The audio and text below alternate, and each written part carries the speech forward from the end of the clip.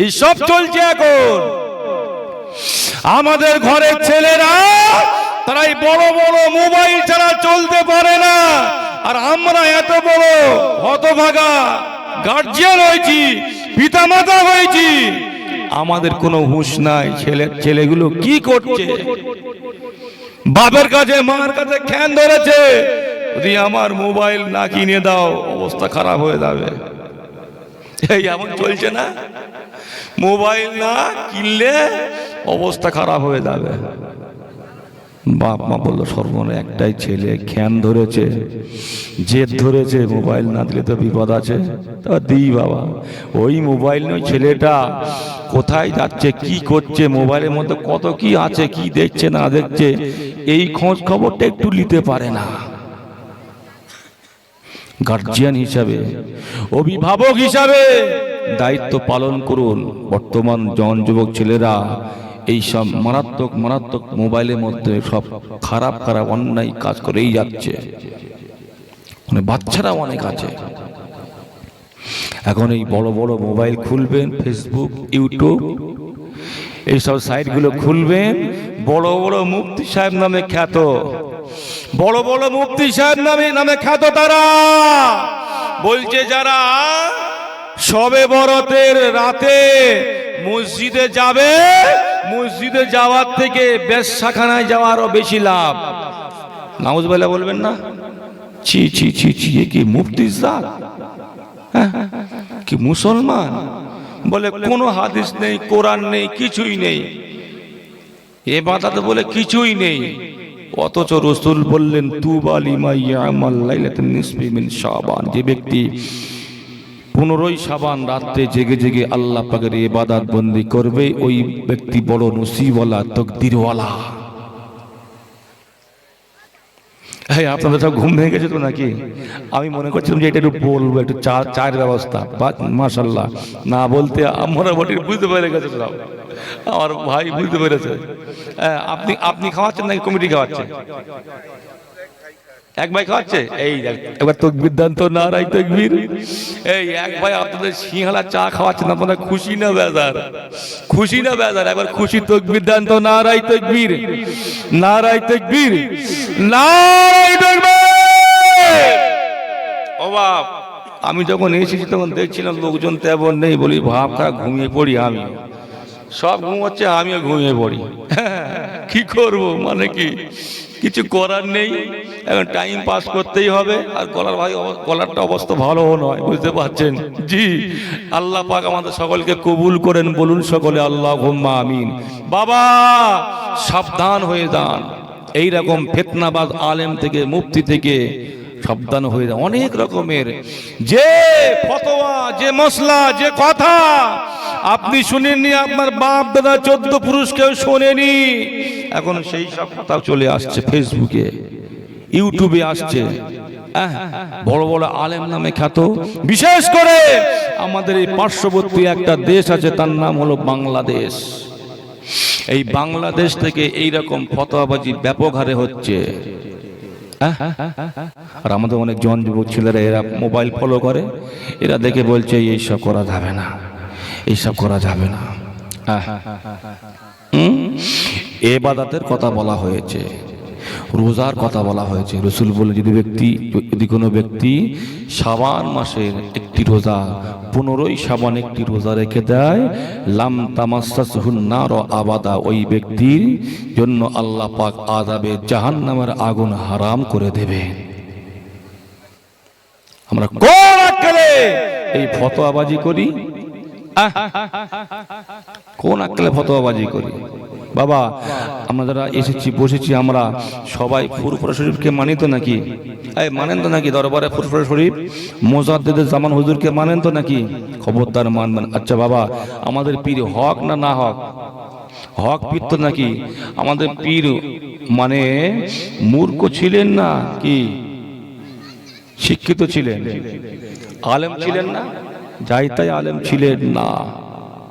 আমাদের পীর যাই তাই আলেম ছিলেন না, অজ্ঞ ছিলেন না, মূর্খ ছিলেন না, চোখওয়ালা আলেম ছিলেন। ভারতবর্ষে জমিনে 12 থেকে 13টা হাদিসের কিতাব পড়ানো হয়।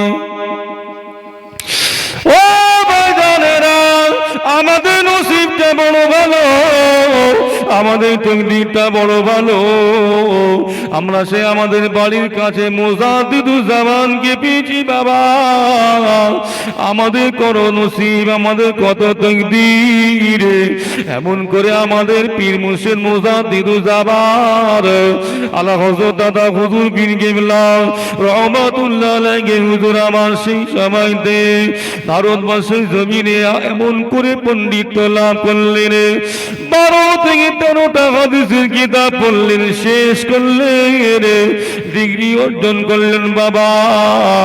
আমাদের পীর মুর্শিদ মুজাদ্দিদুজ্জামান তিনি এমন করে বলতে লাগলেন, না না না, আমি আবু বকর, আমার আরো জ্ঞানের দরকার, আমার আরো এমন করে ইলমের প্রয়োজন। বাবাজি মুজাদ্দিদুজ্জামান আমার আমিরে শরীয়ত আল্লাহ হযরত দাদা হুজুর পীর কিবলা রহমাতুল্লাহ আলাইহি হুজুর আমার ভারতবর্ষটা ছেড়ে দিয়ে মক্কা মদিনায় এমন করে পাড়ি দিলেন। সে জায়গায় গিয়ে অবস্থা ধরে আরো 40টা হাদিসের সনদ অর্জন করলেন, 40টা হাদিসের সনদ অর্জন করলেন বাবা। আমাদের পীর মুর্শিদ মুজাদ্দিদুজ্জামান ভারতবর্ষে 12টা হাদিস বললেন, আবার এমন করে মক্কা মদিনায় গিয়ে 40টা হাদিস বললেন, হাদিসের সনদ নিলেন। ও ভাইজানেরা, সেই মুজাদ্দিদুজ্জামান এত বড় আল্লাহর ওলি, এত বড় আল্লাহ পাকের বাবু বান্দা, এত বড় আলেমে, এত বড় ফকিহ, এত বড় মুফাসসির, আরে এমন করে ভারতবর্ষের জমিনে ওই জামানায় খুঁজে পাওয়া যেত না। তিনি তার জবান দিয়ে কখনো কোনোদিন বললেন না সবে বরাত করা হারাম, সবে বরাত করা বেদাত, সবে বরাত করা শিরক। তিনি তার জবান দিয়ে কখনো কোনোদিন বললেন না বাবা।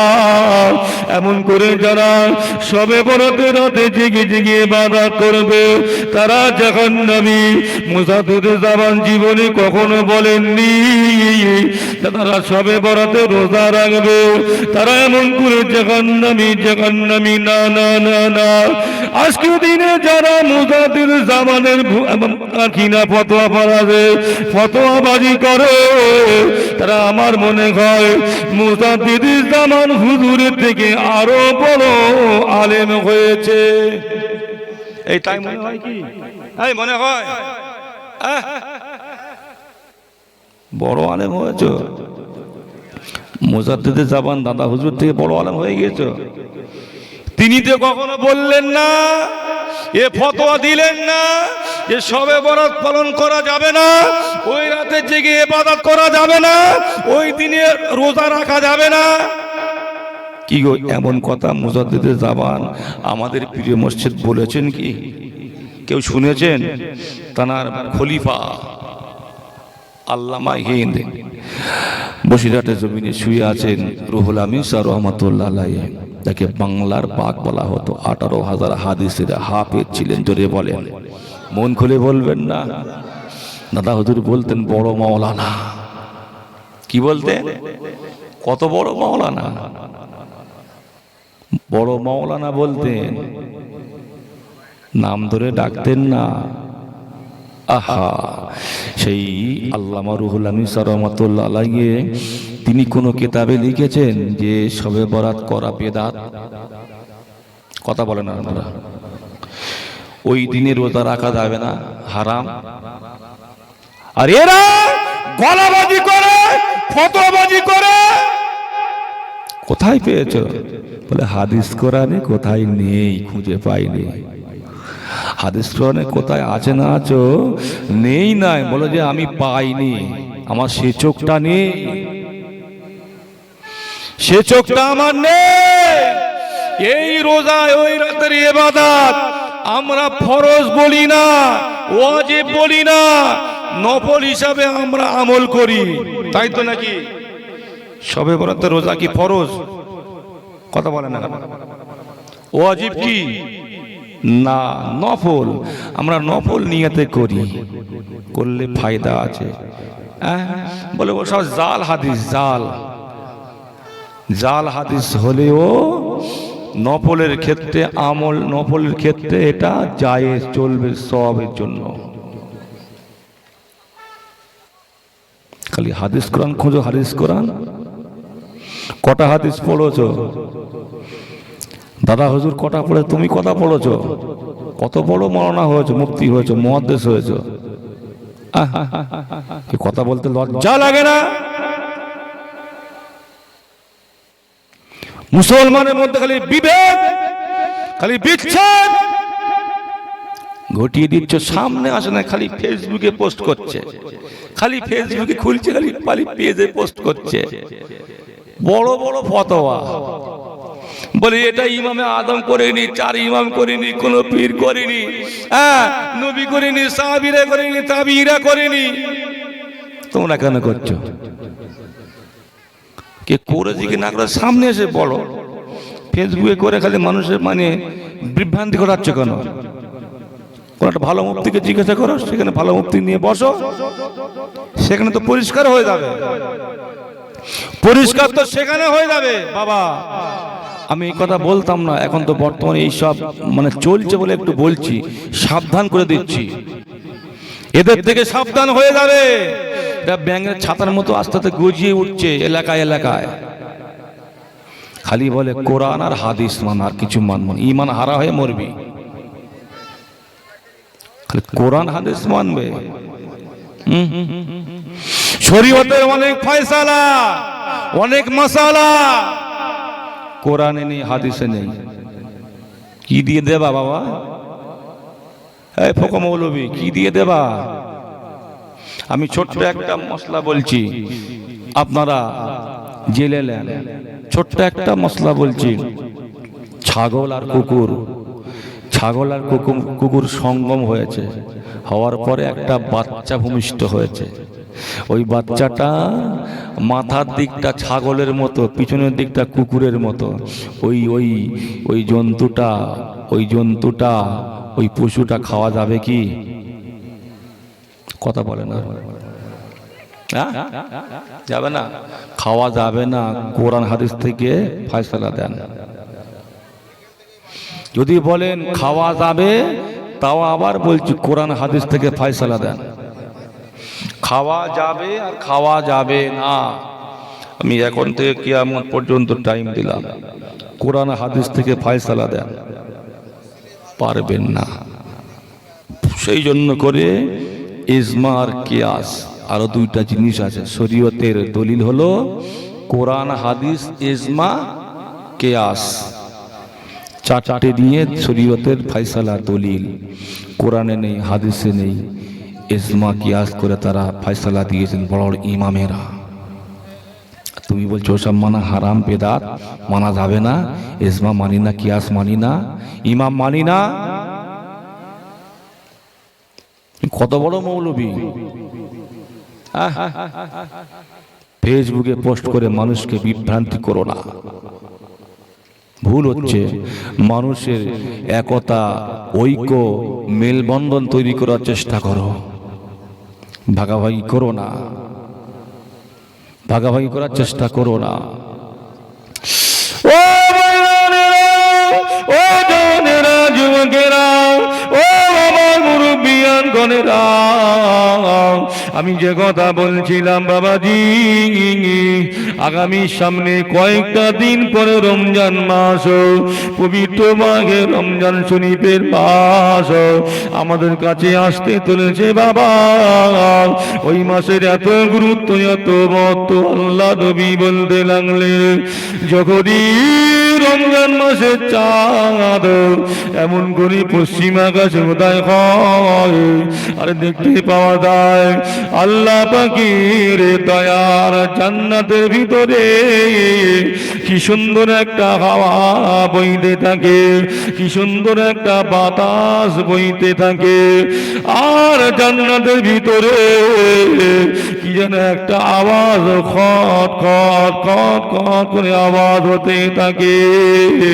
আর এই হাওয়া দেখে, এই আওয়াজ শুনে জান্নাতি হুরেরা, জান্নাতি হুরেরা এমন করে চিৎকার করে বলতে থাকবে, রে ও পাগল মালাইকা, ও দরওয়ান রেদওয়ান কি ব্যাপার, এমন হাওয়া তো কখনো আসেনি, এমন আওয়াজ তো কখনো শুনিনি। কি সুন্দর হাওয়া, কি সুন্দর আওয়াজ, কি সুন্দর হাওয়া, কি সুন্দর আওয়াজ। এই হাওয়ায় আওয়াজ কেন আসলো, কোথা থেকে আসে? আল্লাহ পাকের মালাইকা ফেরেশতা হযরত রিদওয়ান আলাইহিস সালাতু ওয়াস সালাম বলতে থাকবেন, ও জান্নাতের হুরেরা শুনে রাখো, আজকে যে রাতটা এসেছে এই রাতটা অন্য কোনো রাত নয়, এই রাতটা হলো পবিত্র রমজান শরীফের রাত। বলুন সুবহানাল্লাহ, আর একটু জোরে বলুন সুবহানাল্লাহ। ও ভাইজানেরা, আমি আপনি বড় নসিবওয়ালা, আমি আপনি বড় তকদীরওয়ালা। যখনই ফেরেশতা রিদওয়ান আলাইহিস সালাতু ওয়াস সালাম এই রমজান শরীফের কথা বলবে রে, ওই সময়তে জান্নাতে হুরেরা চিৎকার করে বলবেন, আল্লাহ পাক, আল্লাহ পাক, আপনি আমাদের যে ওয়াদা দিয়েছিলেন, আপনি যে আমাদের প্রতিশ্রুতি দিয়েছিলেন, আল্লাহ আল্লাহ আপনার ওয়াদা পূর্ণ করুন, আল্লাহ আপনার প্রতিশ্রুতি পূর্ণ করুন। কি ওয়াদা, কি প্রতিশ্রুতি দিয়েছিল আল্লাহ? আল্লাহ পাক, আপনি তো বলেছিলেন রে, জান্নাতে হুরেরা আমার একদল বান্দা বান্দিরা দুনিয়ার বুকে তারা রোজা রেখে দেবে, ওই রোজাদার বান্দাদের তোদের কাছেতে অতি তাড়াতাড়ি পাঠিয়ে দেব। ওই রোজাদার বান্দাদেরকে নিয়ে তোরা খেলা করবি। জোরে বলুন। হুরেরা রোজাদারদের জন্য, রোজাদারদের জন্য। এই দেখেন, এই সবাইকে চা খাইছে, হুজুরে চা খাওয়ায়নি, ঠিক না? সে ভাই গেল কোথায়? বলে হুজুর, হুজুর বাদ থাক। আমি তো প্রথম বলি না ইনকিলাব জিন্দাবাদ, আমরা খাবো কি, তোমরা বাদ। একবার দরুদ শরীফ আল্লাহুম্মা সাল্লি আলা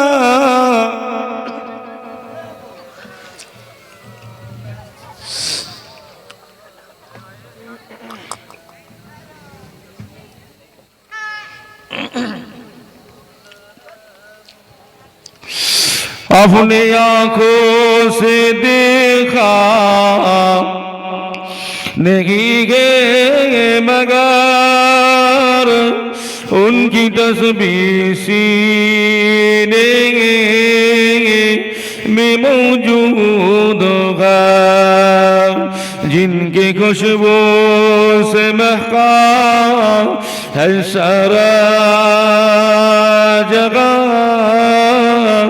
वो खुशबू नबी की पसीने में गा। अल्लाहुम्मा सल्ली आला।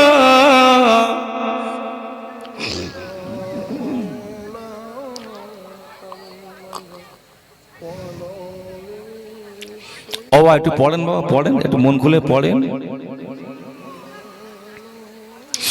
আর একটু উচ্চ আওয়াজে আল্লাহুম্মা সাল্লি আলা।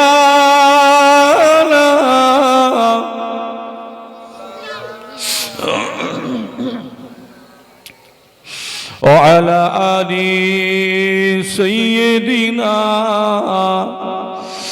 مولانا محمد। আমার ভাই ও বাবাজিরা, জওয়ানেরা, যুবকেরা, মুরব্বিয়ানগণেরা, সেই রমজান মাস আগামী সামনে আমরা পাবো ইনশাআল্লাহ। সেই মাসের হক হুকুম রোজাটা আদায় করবো তো নাকি বাবা? করবো তো নাকি?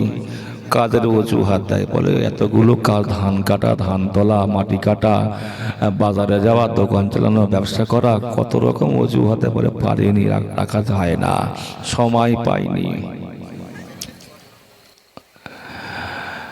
এ বাবর রোজা রাখবে না বলে মানে সারা দিনে গিলবে বলে খালি বলে কাদের অজুহাত দেয়, কাদের খালি অজুহাত দেয়, কত রকমের কাদের অজুহাত দেয়। না বাবা, এই কাদের অজুহাত দিয়ে এই রোজা ছাড়া যাবে না। এ রোজা ছাড়া যাবে কি? যদি কোনো ব্যক্তি এই মাসেতে, রমজান মাসেতে স্বেচ্ছায় সজ্ঞানে একটি রোজা ছেড়ে দেয়, ওই ব্যক্তি যদি তারপরে এক নাগাড়ে 60টি রোজা রেখে দেয়, তাও এই রমজান মাসের একটি রোজার সমতুল্য সওয়াব পাবে না। বোঝা যায়নি? এক নাগাড়ে 60টা রোজা করতে হবে, কাজা রোজা। এখন যদি 10টা রেখেছি, আবার 2টো বাদ দিলাম, হবে না এক নাগাড়ে। বলুন এ মাসের গুরুত্ব আছে না নাই? বলেন আছে তো নাকি? আহা, ও বাজারেরা, ও জনেরা, যুবকেরা, ও বাবা মুরব্বিয়ান গনেরা, আল্লাহ পাক কোরআন পাকে বললেন রে, আস-সাওমুলি ওয়া নাসিবিহি, রোজাটা আমি আল্লাহ পাক আমার, এই রোজা দাদা বদলা আমি আল্লাহ পাক স্বয়ং নিজেই দেব। বলুন সুবহানাল্লাহ, আর একটু জোরে বলুন সুবহানাল্লাহ। ও ময়দানেরা, জনেরা, যুবকেরা, মুরব্বিয়ান গনেরা, রোজাদার বান্দা বান্দিরা যখন রোজা রেখে দেয়, রোজাটা রেখে দিয়ে খালি পেটে থাকে, দেখবে রে মুখে একটা গ্যাস হয়, দুর্গন্ধ হয়। আল্লাহ নবী বললে রে, রোজাদারদের মুখের দুর্গন্ধটা আমার আল্লাহ পাকের দরবারে আহারে এমন করে মিশকে আম্বারের থেকে আরো অধিক প্রিয়। জোরে বলুন, আর একটু জোরে বলুন সুবহানাল্লাহ। ও ময়দানেরা, রোজাদার বান্দা বান্দিরা যদি রোজা রাখতে রাখতে ঘুমিয়ে পড়ে, আল্লাহ নবী বললে রে, নাউমুল সাইমুন ইবাদাতুর, রোজাদার বান্দারা যদি ঘুমিয়ে থাকে, ওই ঘুমটা হলো ইবাদতের মধ্যে লেখা হবে। বলুন সুবহানাল্লাহ। আল্লাহ নবী বললেন, অসুমতুহু তাসবিহুর, রোজাদার বান্দা বান্দিরা যদি চুপটি মেরে বসে থাকে, রোজাদার বান্দা বান্দিদের আমল নামাতে তসবিহ পড়ার সওয়াব লেখা হবে। বলুন সুবহানাল্লাহ। ও ময়দানেরা, রোজাদারের জন্য কত ফজিলা দিয়েছে, রোজাদারদের জন্য কত বরকত দিয়েছে রে, রোজাদার বান্দা বান্দিদের জন্য কত ওয়াফা দিয়েছে রে। আল্লাহ নবী বললেন, রোজাদার বান্দা বান্দিরা যদি ইবাদত বন্দি করে, ওই ইবাদত বন্দিগির আমল নামাগুলো দ্বিগুণ পরিমাণ বাড়িয়ে দেওয়া হয়। ও ময়দানেরা, রোজাদার বান্দা বান্দিরা যখনই এমন করে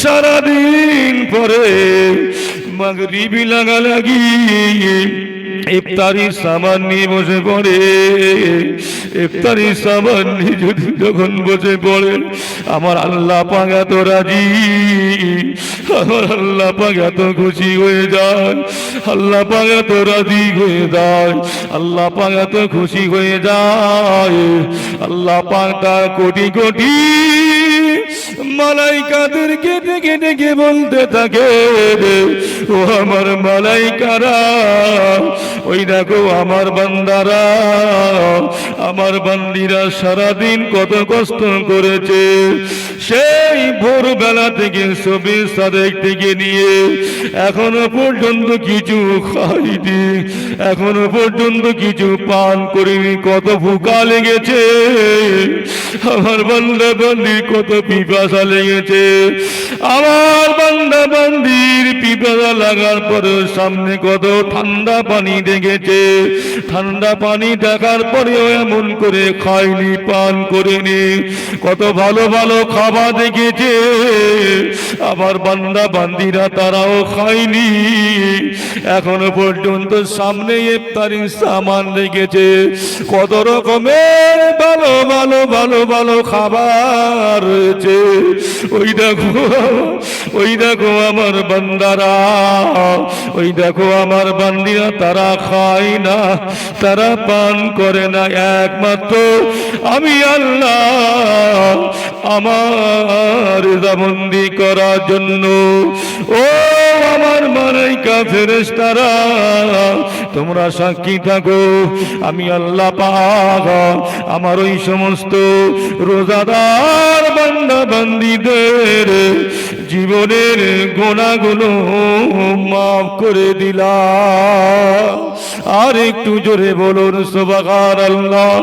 ও ময়দানেরা, কটা কথা বলবো, রোজাদার বান্দা বান্দিরা ইফতারি সাবান নিয়ে যখন বসে বসে দোয়া বলে, আল্লাহুম্মা ইয়া ওয়াসিউল ফাদলি ইগফিরলি, এই দোয়া যখন পাঠ করে আল্লাহর কাছে দুটো হাত নিয়ে দোয়া করে, আল্লাহ পাকের দরবারে এই রোজাদার বান্দা বান্দীদের দোয়া কবুল হয়ে যায়।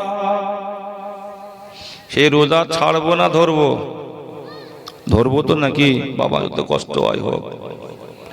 আগামী বছরে, গত বছরে অনেক মানুষ ছিল রোজা রেখেছিল, এবছরে সেই সমস্ত মানুষের ভিতর থেকে অনেকে আমাদের কাছে নাই, ঠিক নয়?